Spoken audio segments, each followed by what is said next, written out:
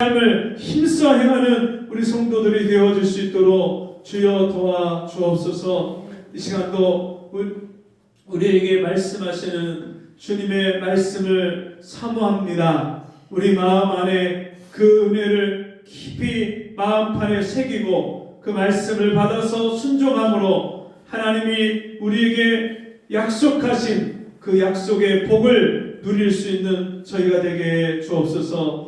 예수님 이름으로 기도하옵나이다. 아멘. 자리에 앉으셔서 찬송 369장 찬송하시겠습니다.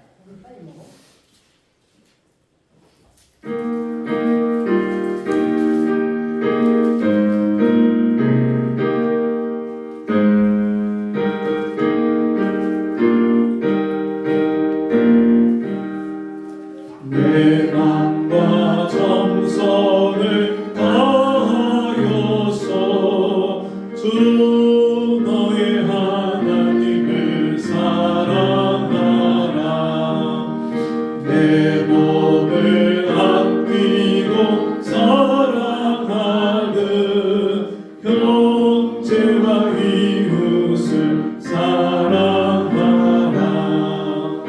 주께서 우리에게 명하시니 그 명령 따라서 살아가리.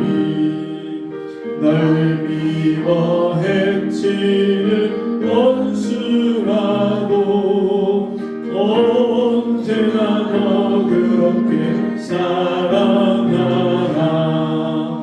널 핍박하는 자 위에서도 진실한 마음으로 복을 빌라. 주께서 우리에게 명하시니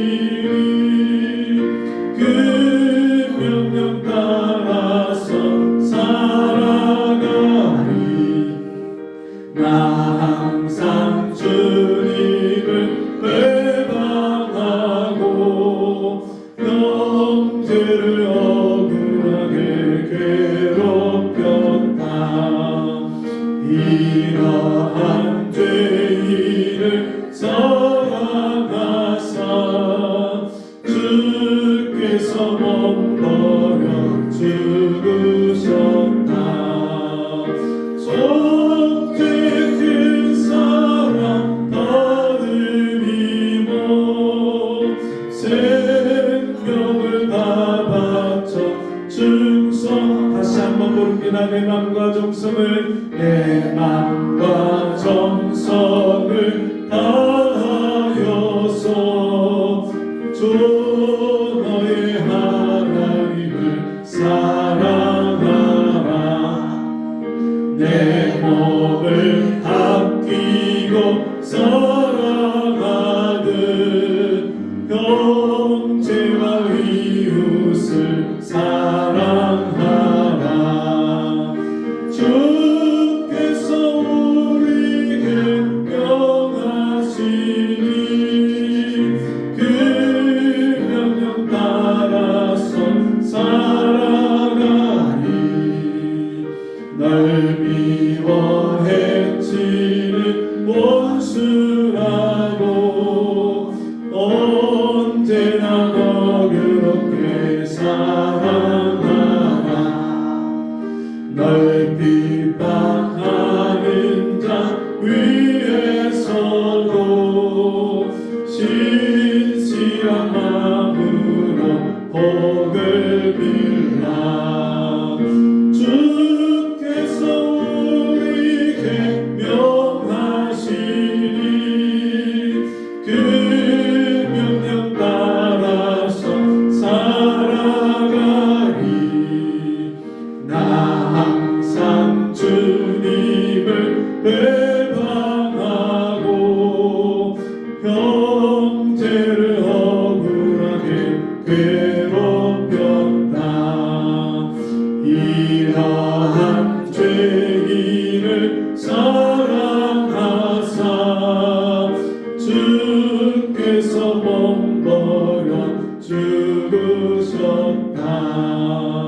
속죄 큰 사랑 받으리모 생명을 바라쳐 충성하리.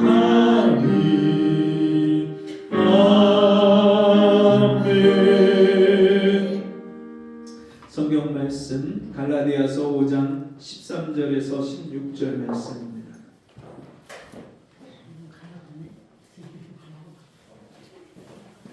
갈라디아서 5장 13절에서 16절.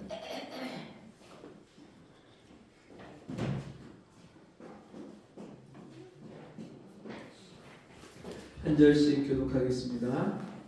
형제들아, 너희가 자유를 위하여 부르심을 입었으나 그러나 그 자유로 육체의 기회를 삼지 말고 오직 사랑으로 서로 종노릇하라. 오늘 또한 내 이웃 사랑하기를 내 몸같이 하라 하신 말씀에 이루었나니 만일 서로 물고 먹으면 피차 멸망할까 조심하라. 내가 이르노니 너희는 성령을 쫓아 행하라. 그리하면 육체의 욕심을 이루지 아니하리라. 아멘. 아멘. 같이 해보겠습니다. 사랑으로 종노릇하라. 사랑으로 종노릇하라. 아멘. 내년 4월 10일이면 우리나라 선거가 있죠. 300명의 국회의원을 뽑고 시, 도, 의회 의원들을 뽑는 아주 중요한 선거가 있습니다. 선거 때가 되면 많은 국회의원들이나 또 도시의원 후보자들이 저희 자기는 국민의 종이고 또 시민의 머슴이다 그러면서 한 표 자기에게 표를 달라고 그렇게 읍소를 합니다. 어떤 사람은 교회를 찾아다니면서 1부 예배는 여기서 드리고 2부는 저기서 드리고 3부, 4부, 5부까지 큰 교회들은 그렇게 있으니까 뭐 작은 교회는 찾아갈 그런 일정도 여유도 없으니까 큰 교회는 그 예배가 그렇게 5부까지 막 있으니까 그 교회를 찾아다니면서 열심히 자기 PR을 하고 홍보하고 표를 달라고 합니다. 근데 일단 당선이 되고 나면 그 다음부터는 국민의 종이 아니고 시민의 머슴이 아니고 자기가 그 권력을 갖고 권세를 가진 그 기득권을 놓지 않고요. 얼마나 목이 뻣뻣하고 사람을 그렇게 존중하지 않고 안하무인인 그런 경우들을 참 많이 보게 되죠. 여러분, 우리가 어떤 정치인이나 그런 사람들, 위정자들을 판단하고 참 저 사람 그때랑 다르네. 야, 사람이 어떻게 그때하고 달라졌어? 우리가 그렇게 판단할 수 있지만 어떤 누구라도 그런 자리에 올라가고 앉게 되면 언제 우리도 태도가 달라질지 알 수 없는 사람들이. 왜냐하면 우리 인간의 본성은요, 다른 사람한테 인정받고 높임받고자 하는 그런 본성이 다 있어요. 그래서 누가 나를 무시한다 생각하고 누가 나를 깔본다 생각하면 이 마음에서 분을 참지 못하고 화가 나고, 내가 왜 저 사람한테 저런 대접을 받아야 되나, 그것 때문에 그 사람과 만나기도 싫어하는 그런 경우들이 참 많습니다. 사람은요, 이 마음 안에 항상 다른 사람보다 더 높이 올라가고자 하는 마음이 있고요, 대접받고 높임받고자 하는 마음이 다 있어요. 자, 그런데 여러분, 오늘 성경의 말씀에서는요, 사도 바울이 갈라디아 성도들을 향해서 너희가 사랑으로 서로 종노릇해라. 뭘 하라고요? 종노릇을 하래요. 종노릇을. 아니, 우리가 사람은 다 똑같고 다 평등하잖아요. 모든 사람이 평등하다. 국민 그 교육 현장이나 뭐 법이나 모든 그 개념이 기본 개념이 모든 사람은 법 아래 평등하고 모든 사람은 항상 동등하다. 사람들이 그렇게 이야기를 하는데 어떻게 내가 다른 사람의 밑으로 들어가서 그 사람의 종이 되어서 그 사람을 섬기고 그 사람을 잘되게 하고 그 사람을 그렇게 우리가 그 사람 밑에서 자기를 낮추고 그 사람을 높일 수 있는가? 오늘 바울이 왜 성도들을 향해서 이런 말을 하고 있는가? 초대교회 성도들은요, 복음을 듣고 예수 그리스도를 영접하고 그리고 교회가 서로 한 믿음과 한 사랑으로 서로 하나가 됐을 때 자기 것이 없이 내 것을 내 것이라고 주장하지 않고 성도들의 필요를 다 서로 채워주고 공급해주는 그리스도 안에서 한 몸이 돼서 정말 사랑의 공동체가 지체가 됐어요. 그래서 사도행전 2장 이후를 보면 성도들이 얼마나 서로 피차 뜨겁게 사랑하고 교회 안에 어려움 당한 사람을 보면 자기의 재산이라도 팔아서 그 어려움 당한 사람을 돕는 그런 일들이 교회 안에 파다했어요. 그러니까 안 믿는 사람들이 볼 때, 야, 저 사람들은 희한하다. 어떻게 남을 위해서 저렇게 희생하고 저렇게 사랑하고 저렇게 섬길 수 있을까? 사람들이 이해할 수 없을 정도로 그렇게 서로 사랑으로 똘똘 뭉쳐진 그런 교회 공동체가 됐었어요. 근데 이 교회가 시간이 지나면서 10년, 20년, 30년 지나면서 점점 교회가 변질이 되고 달라지는 거예요.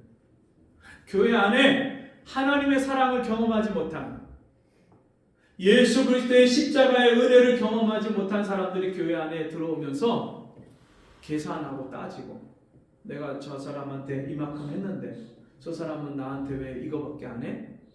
계산하는, 따지는, 서로 피차에 세상에서 예전에 살던 방식대로 여전히 교회 안에 들어와서 그렇게 사람을 대하고 그렇게 사고하고 생각하고 그렇게 살아가는 그런 사람들이 늘어나기 시작했어요.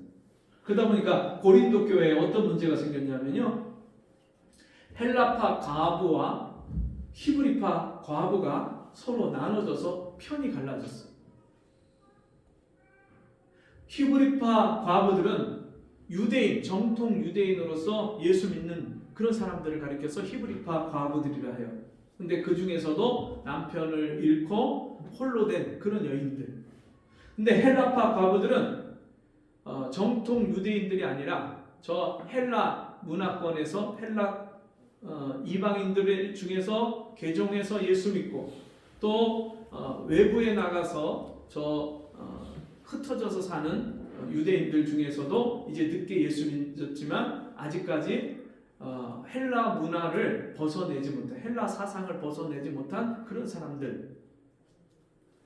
교회 안에 그런 과부들이 들어와서 그 과부들을 교회에서 섬기는데 히브리파 사람들, 유대인들이요, 유대인 중에서 개종해서 예수 믿은 사람들, 교회 안에 들어온 사람들이 헬라파 과부들은 제쳐놓고 누구를? 히브리파 과부들을 먼저 챙기는 거예요. 그러니까 헬라파 과부들 그쪽 편에서 뭐가 나와요? 원망과 불만이 나오는 거예요. 우리도 똑같이 교회에 들어와서 똑같은 교인인데 왜 저 사람들만 먼저 챙기고 우리는 이렇게 소외시키고 왕따시키냐? 불만이 있는 거예요. 그 교회 안에 파벌이 나눠지는 거예요. 교회 안에. 자, 그런 문제들이 여기저기서 이 교회에서 저 교회에서 막 생기기 시작할 때 그때 이제 바울이 그 교회들을 향해서 그리스도가 어떻게 나누어졌느냐, 예수 안에서 우리가 다 한 몸인데 에베소 교회도 빌립보 교회도 골로새 교회도 다 하나인데 어떻게 교회가 이렇게 파벌이 나눠져서 히브리파, 헬라파, 파로 나눠져서 나는 바울파다, 나는 아볼로파다, 나는 바나바파다, 나는 베드로파다, 파가 이렇게 나눠져서 서로 싸우고 서로 다투고 서로 갈라서고 등 돌리고 어떻게 이런 일이 있을 수 있느냐? 우리가 하나님의 사랑을, 똑같은 사랑을 받았고 예수님이 우리를 위해서 십자가에서 피 흘려 죽기까지 사랑하신 그 사랑을 우리가 다 같이 받았는데 어떻게 교회가 이렇게 사랑이 식어지고 서로 나눠질 수 있느냐? 어떤 사람은요, 바울이 세례를 줘서 세례를 받았어요. 어떤 사람은요, 베드로가 세례를 줘서 세례를 받았고요. 어떤 사람은 바나바와 아볼로가 세례를 줘서 세례를 받으니까 자기한테 세례를 준 사람을 쫓는 거예요. 그 사람을 따르는 거예요. 교회 안에서 하나님의 그 말씀의 권위보다 사람의 권위가 높아지는 거예요. 사람을 더 우상시하고 사람을 더 존중하고 사람을 높이다 보니까 이런 문제들이 일어나는 거예요. 그때 바울이요, 내가 그리스도를 본받는 자 된 것 같이 너희는 나를 본받는 자 되라. 나를 좀 본받아라. 바울이 뭘 본받으라고 하냐면요, 바울은요 육신적으로 세상적으로 자랑할 게 많이 있었어요. 자기가 가말리엘 문화생인데 그 당시 유대인들 중에서 최고의 학부, 최고 높은 그런 학교를 나와서 일찌감치 그 유대인들 중에 지도자가 된 그런 사람이 바울이에요. 율법을 철저하게 지켰고요, 할례를 받았고, 그리고 그가 이스라엘의 그 정통 지파 중에 그 하나로 그렇게 이 바울이 태어났기 때문에 그가 자부심이 굉장히 있어요. 근데 바울이요, 예수 그리스도를 알고 만나고 예수 그리스도의 사랑을 깨달은 순간에 그거를 배설물처럼 여기고요, 자기 육신에 내세울 만한 것, 자랑할 만한 것을 하나도 자랑하지 않고 그때부터 무엇을 자랑했냐면 예수 그리스도의 복음만 자랑하고요, 자기의 연약함과 부족함을 자랑했어요. 그러면서 자기가 사도들 중에서도 가장 늦게 또 작은 사도가 돼서 자기는 만삭되지 못한 자 같고 자기는 죄인 중에 괴수라고 그렇게 고백을 합니다. 그리고 다른 사람들을 항상 이 바울이 섬기고 그들의 종이 되는 거죠. 여러분, 우리는 예수 그리스도 안에서 다 자유한 자유인인 줄 믿습니다. 옛날에는 여러분 그 노예 제도가 있었잖아요. 그리고 종이 있었어요. 우리나라도 개화기까지 다 머슴이 있고 종이 있었잖아요. 그래서 양반이 자기의 세도를 가지고 머슴을 많이 그렇게 부리는 그걸 가지고 의시되고 뽐내고 권세를 세도를 부렸던 그런 시대가 있었죠. 그런데 그런 복음이 들어와서 예수를 믿기 시작하면서 이제 하나님의 말씀 앞에서 보니까 양반과 상놈이, 주인과 종이 따로 있지 않은 거예요. 우리 다 그리스도의 종이고 하나님의 종이지 사람의 종이 아닌 거예요. 그러니까 교회가 이제 양반도 와서 예배를 드리고 상놈도 와서 예배를 드리고 주인도 와서 예배 드리고 종도 와서 예배를 드리니까 그리스도 안에서 한 형제 자매가 됐어요.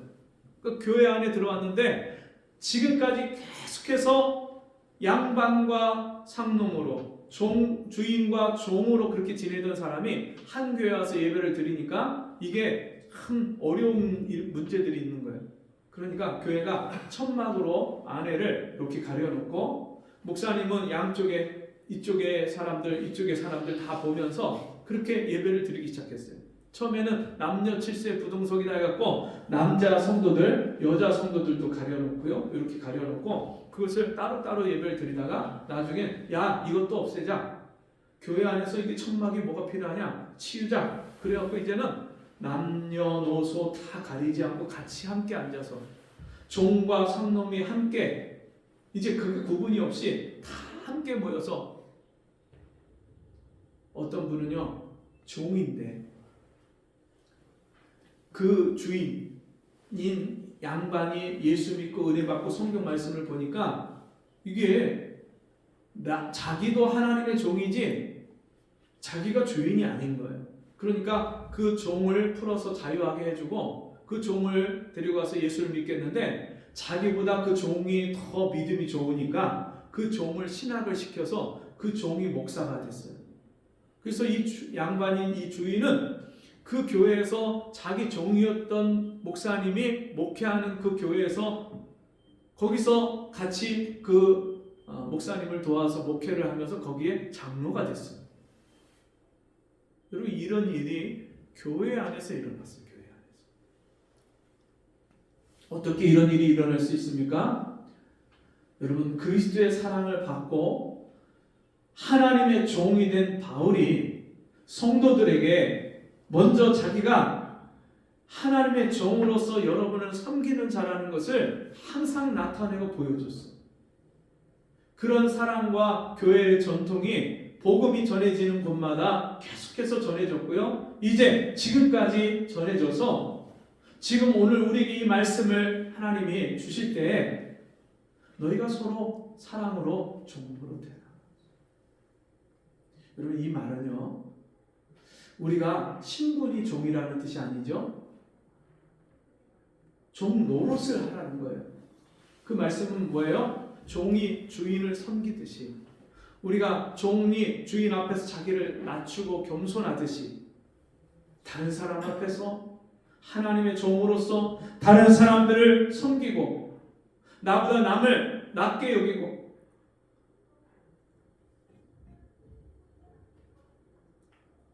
여러분, 우리가 자기를 낮춘다는 것은 겸손한 사람만이 자기를 낮출 수 있습니다. 교만한 사람은요, 절대로 자기를 낮출 수가 없어요. 근데 왜 주님이 우리를 겸손하기를 원하시냐면, 하나님이 교만한 자는 대적하시고 겸손한 자에게 은혜를 베푸시기 때문에. 여러분, 은혜의 생수가 어디로 흘러나오겠어요? 여러분, 제가 어렸을 때 논에다가 물을 대봤는데, 논에 물을 대니까 그 논에 물이 들어가면서 바짝 마른 그 논에 쩍쩍 갈라진 논에 물이 들어가는데요, 어디부터 제일 먼저 물이 들어가서 차기 시작하냐면 가장 낮은 데부터 물이 차기 시작합니다. 제일 물이 필요하고 이제 물이 들어가서 이 벼가 막 그 물을 마시고 빨리 자라야 되는데, 그 가장 그 중요한 순간에 어디부터 물이 차기 시작한다고요? 가장 낮은 데부터 물이 차는 거예요. 하나님이 오늘 우리에게 은혜를 베푸시길 원하시는 줄 믿습니다. 그러면 여러분, 어떤 사람에게 하나님이 은혜를 먼저 주시냐면 가장 겸손하고 낮아진 그 마음에 하나님이 은혜를 주시는 줄 믿습니다. 그래서 여러분, 마음이 겸손해지고 낮아진 사람은요, 다른 사람 앞에서 자기를 높이는 게 아니라 자기를 낮추는 사람이에요. 사랑으로 서로 종노릇하라. 그 말씀은 너희가 서로 피차에 다른 사람 앞에서 겸손해라. 겸손해야 돼요. 그리고 형제들아, 너희가 자유를 위하여 부르심을 입었으나 그러나 그 자유로 육체의 기회를 삼지 말고 오직 사랑으로 서로 종노릇하라. 교회 안에서 그럼 우리가 서로 섬기고 사랑하는 데는요, 계산하면 안 돼요. 내가 이만큼 했으니까 저 사람도 나한테 이만큼 해줘야지, 이 계산이 안 되는 거예요. 왜냐하면 우리가 이미 하나님께로부터 계산할 수 없는 사랑을 받았어요. 하나님께 받은 은혜가, 그 사랑이 우리가 하나님 앞에 계산할 수 없는 거예요. 우리가 갚을 수 없는 사랑과 은혜를 받았어요.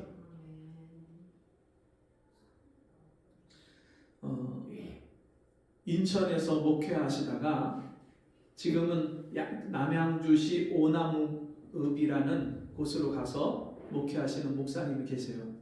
근데 목사님이 인천에서 목회를 하는데 어느 날 주님이 남양주시의 오남읍으로 가서 목회하라고 하시는 거예요. 하나님이 그런 감동을 주시는데, 이 목사님이요, 하나님의 분명한 사인인 것을 깨달았을 때 이분이 그럼 집은 어떻게 하고요? 여기 교회는 어떻게 하고요? 또 여기서 뭘 하던 건 어떻게 하고요? 이런 하나님 앞에 묻지를 않고요, 하나님 가라고 하니까 즉시로 그냥 다 그대로 놓고, 그리고서는 그냥 갔어요. 집도 정리하고 팔고 뭐 이렇게 해야 되는데 그런 과정도 없이 그냥 그 남양주시 오남읍으로 가셨어요. 그리고 거기 가서 복음을 전하고 전도하고 하면서 이 목사님이 하나님이 주신 은사가 있었는데 귀신 들린 사람을 위해서 기도를 해주면 귀신이 쫓겨가는 거예요. 그러니까 귀신 쫓아내고 그런 사람들이 은혜 받고 나니까 그 교회에서 믿음 생활을 시작하고 그러면서 이제 교회가 한 사람 두 사람 모여갖고 교회가 되기 시작하는데 나중에 70명 80명까지 되고 그리고 이제 건축을 하게 됐고 그 건축하고 교회가 괜찮아지는데 이 사람 저 사람 반대를 하고 목사님을 회방하고 목회를 막 너무나도 회방을 하는 거예요.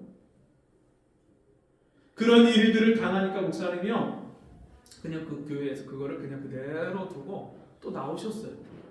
나오셔갖고 시유지 이렇게 하천변이 있는데 거기에 시멘트를 싸갖고 시유지를 만드는데 거기를 누가 그걸 사용하도록 그렇게 갖다 시에다가 요청을 해보라. 그 말을 듣고요 시에 가서 이거 사용해도 되겠습니까? 했더니 그걸 쓰라고 해서 그 시유지를 빌려서 거기서 목회를 하기 시작한 거예요. 컨테이너 박스 갖다 놓고 거기서 사택으로 살고 또 컨테이너 하나 또 갖다 놓고 예배당으로 갖다 놓고 또 하나 갖다가 이제 교제실, 친교실, 교육관으로 쓰고 목사님이요 개척하고 건축하고 이런 여러 번 그렇게 하면서 목사님이 손수 용접도 하고 벽돌도 쌓고 이 나무도 자르고 페인트도 칠하고 기술자가 다 되지. 그렇게 해서 거기서 목회를 하시는데 이분이 일주일에 2번씩 오나무역에 가갖고 거기에 가서 복음을 전하고 전도하고 그 동네에 있는 사람들을 다 다니면서 복음을 전하는. 그래서 지금은 그 동네에서 이 목사님을 모르는 사람이 없어. 다 목사님 모시면 전에는 반대하고 거부하던 분들도 이제는 먼저 나와서 인사할 정도로 그렇게 달라졌어요, 분위기가.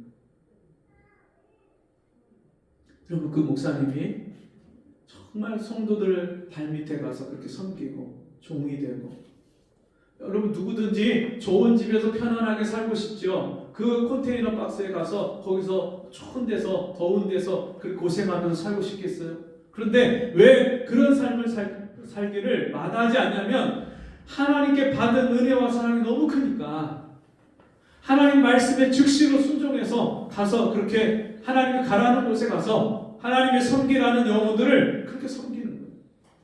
최근에 파주에서 10년 동안 그렇게 와서 예배 생활했던 분이 계신데 58살인데 그분이 심근경색으로 쓰러져서 돌아가셨대요. 그래서 일산에서 장례식을 치르면서 이분이 3일 4일 동안 이렇게 일산으로 와서 장례를 집례를 하고 간호하고 여러분 정말 우리 인생에 다른 사람을 섬기고 다른 사람을 진짜 나보다 높이고 그 사람들을 사랑하고 섬기기 위해서 나를 낮춘다는 것이 이것이 내 힘과 내 의지로 되어지는 일이 아니죠. 하나님의 은혜와 사랑을 받은 사람만이 여러분 이 다른 사람을 위해서 자기를 희생하고 섬기고 자기를 낮출 수 있는 줄 믿습니다. 우리 그 사랑을 받았기 때문에 사랑으로 서로 종로를 되라 그렇게 말씀하십니다. 온 율법은 네 이웃 사랑하기를 내 몸같이 하라 하신 말씀에 이루었나니 만일 서로 물고 먹으면 피차 멸망할까 조심하라. 참 우리가 공동체로 살아가는 거 또 우리 주변에 인간관계를 맺고 살아갈 때에 때로는 다툼이 일어나고요. 때로는 서로 문제가 생기죠. 근데 그 문제를 푸는 방법이 다른 데 있지 않습니다. 나의 옳고 내가 선하고 내가 상대방에게 잘 해준 것을 아무리 변론하고 이야기를 해도 그 문제는 풀리지 않습니다. 네, 우리가 정말 다른 사람 그 발밑에 내려가서 나를 낮추고 겸손하게 그를 섬길 때에 우리가 우리 몸을 아끼고 우리 몸을 돌보는 것처럼 다른 사람의 연약함과 부족함을 돌보고 섬길 때에 이런 문제들이 관계들이 풀리고 해결되는 줄 믿습니다.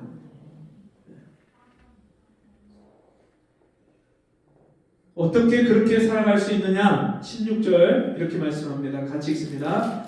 내가 이르노니 너희는 성령을 쫓아 행하라. 그리하면 육체의 욕심을 이루지 아니하리라. 아멘. 우리가 육체의 욕심이 있는 한은 그게 잘 안 돼요. 남에게 인정받고 싶고 대접받고 싶고 존경받고 싶고 그럴 때 여러분 이게 안 돼요. 근데 그 육체의 욕심 이것을 이길 수 있는 비결이 성령을 쫓아 행할 때, 성령을 따라서 행할 때 그렇게 살아갈 수 있는 거예요. 성령께서는 우리에게 항상 말씀하십니다. 성경 말씀을 통해서도 말씀하시고 설교를 통해서도 말씀하시고 우리 주변의 상황과 환경을 통해서도 우리에게 말씀하십니다. 내가 교만해지고 높아지려고 하면 하나님의 말씀을 통해서 우리에게 깨닫게 하시고 생각나게 하시고 깨우쳐 주시고 또 다른 사람의 입술을 통해서도 우리에게 깨우쳐 주실 때가 있어요. 심지어 성경에 보니까 당나귀 입을 열어서라도 하나님은 말씀을 하셔요. 발람 선지자가 돈을 많이 준다고 하는 발람 왕에게 모압 왕에게 속아서 네가 와서 여기 우리랑 대적해서 싸우는 이 이스라엘 군대를 저주하면 내가 너에게 많은 보상을 주겠다 할 때 그 거절을 뿌리치지 못하고 물질의 욕심을 가지고 그 발람 왕이 보낸 사람들을 쫓아갈 때 그것을 기뻐하지 않는 하나님께서 당나귀를 입을 열어서 발람 선지자를 꾸짖습니다.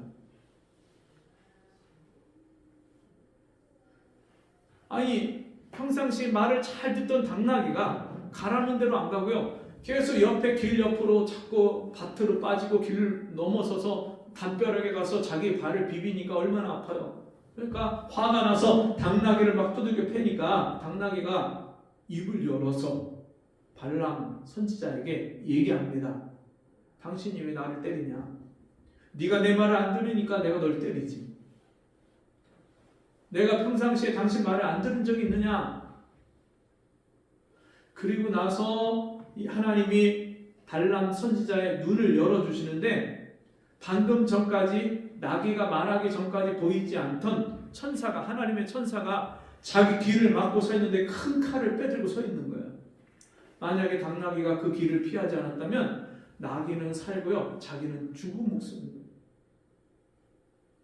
나귀 눈에도 보였던 그 하나님의 사자를 이 발람 선지자는 영적인 눈이 어두워서 돈에 대한 욕심 때문에 그걸 보지 못하고 가다가 죽을 뻔한 거예요.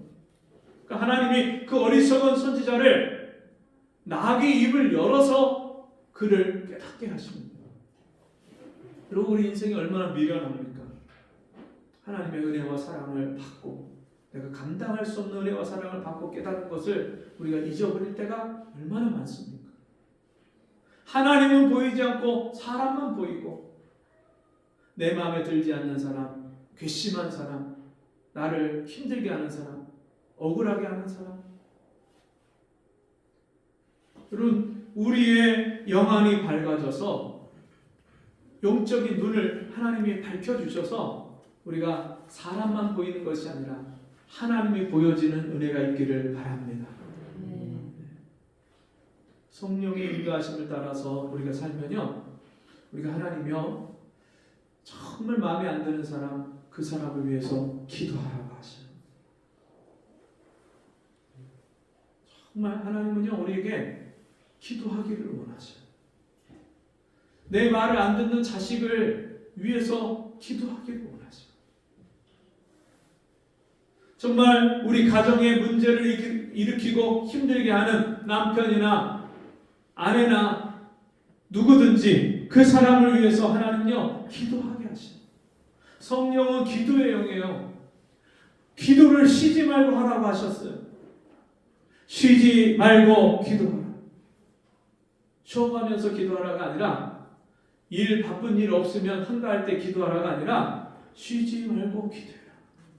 그러니까 매일매일 시간을 정해놓고 기도하는 사람이요 마음이 겸손해지고 낮아지고 항상 주님의 뜻을 깨닫고 주님을 보고 사는 사람이에요. 기도하지 않으면 그게 보여지지 않고요. 들려지지 않고 깨달아지지 않아요. 성령이 계속해서 우리에게 기도하라고 감동하시고 말씀하시는 거예요. 내 힘으로 사랑할 수 없고요. 내 힘으로 섬길 수 없고요. 내 힘으로 종이 될 수가 없어요. 바울도요 항상 깨어서 기도했는데 언제까지 기도했냐면 감옥에 갇혀서 들어갔을 때까지도 바울은요 기도하는 거예요.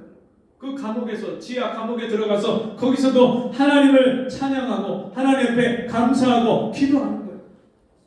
어떤 일이 벌어졌습니까? 옥터가 지진이 나고 움직이면서 옥문이 열려지는 쇠사슬이 바울에게 매어있던 쇠사슬이 풀려지는 역사가 일어났습니다. 우리가 성령의 감동하심을 따라서 순종해서 기도하면 하나님께서 우리 인생에 묶여있는 그런 사슬이 인간관계에 묶여있는 사슬이 풀어지고 여러 물질 문제의 어려움이 풀어지고 인생의 여러 가지 문제들이 건강 문제가 풀어지는 역사가 일어난 줄 믿습니다. 하나님은 하나님의 말씀에 순종해서 종이라는 것은요 주인에게 순종하는 게 종이에요. 사랑으로 서로 종로로 타라 그 말씀은 먼저 하나님께 말씀에 순종하라 그 말씀입니다.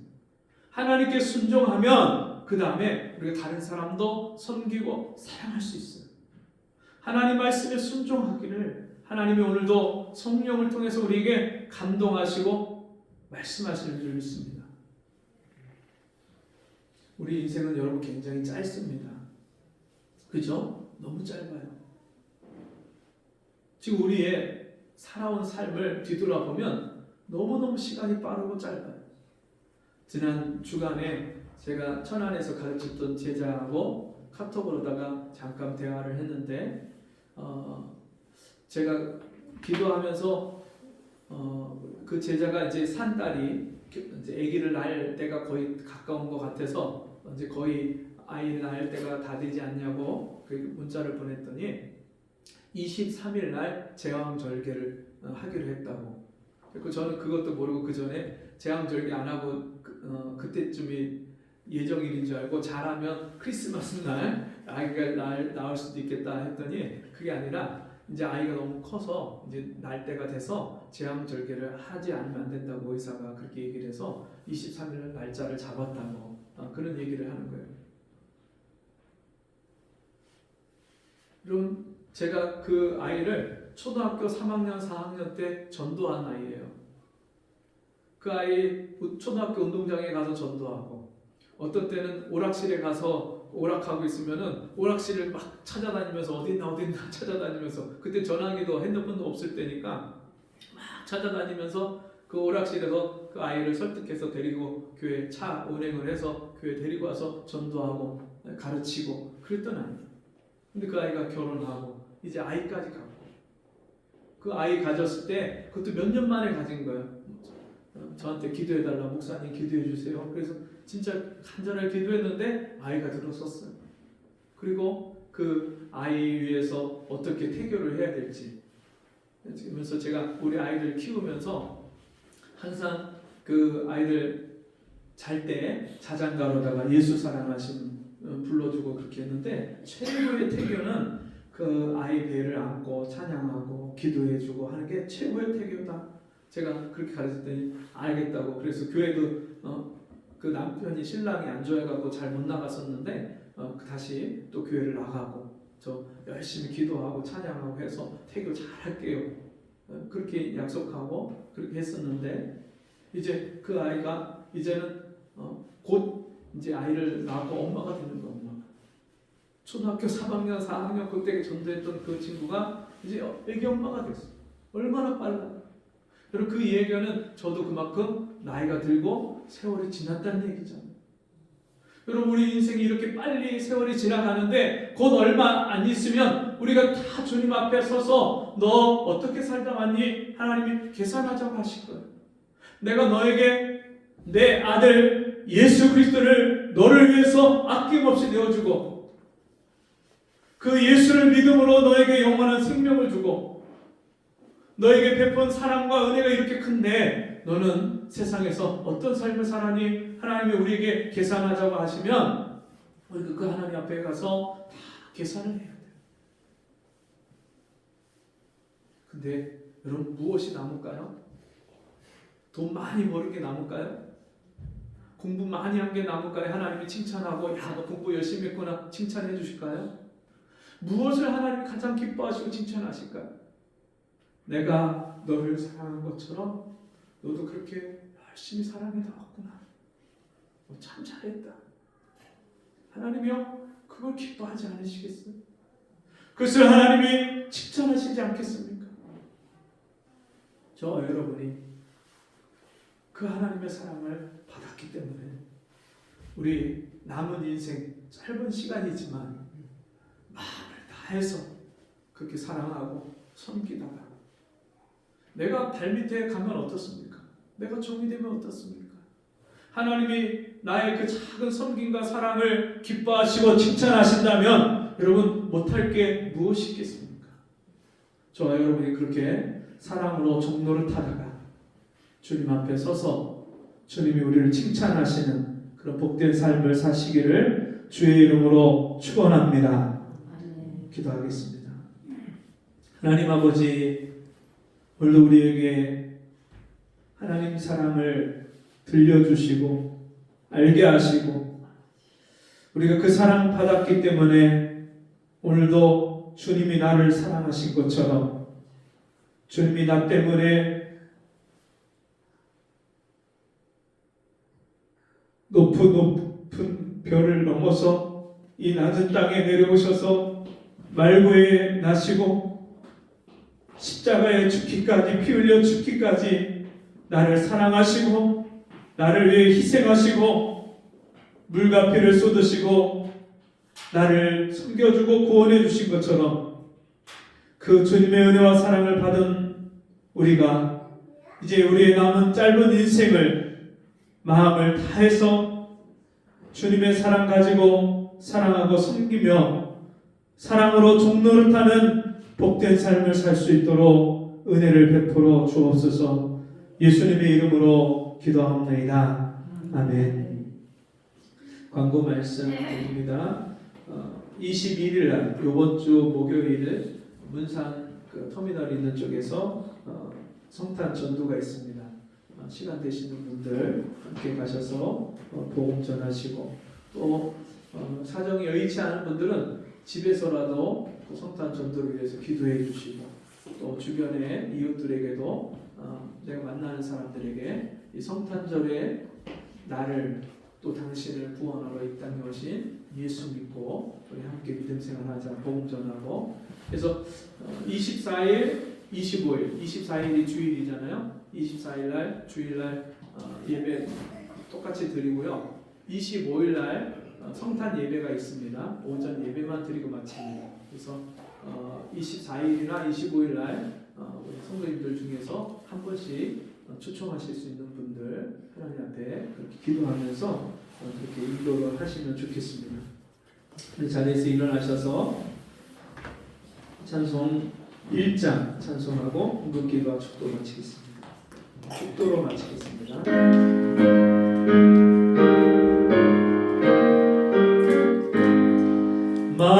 만복의 근원 하나님 온 백성 찬송 드리고 적천사역 찬송하세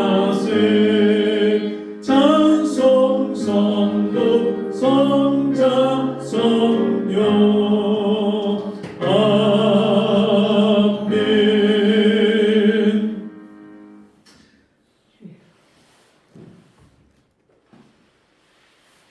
지금은 우리 주 예수 그리스도의 크신 사랑과 하나님 아버지의 말로 다할 수 없는 독생자까지 아낌없이 내어주신 그 은혜와 성령의 감화, 감동, 위로, 교통하신 은혜의 역사가 오늘 주님 앞에 나와 몸과 마음과 시간과 물질을 드리며 예배하며 주의 말씀을 순종해서 사랑으로 종노릇하며 하나님을 기쁘시게 하는 삶을 살기를 원하는 성도들 머리머리 위에 저들의 가정과 생업 위에 지금부터 영원토록 함께 있을지어다. 아멘.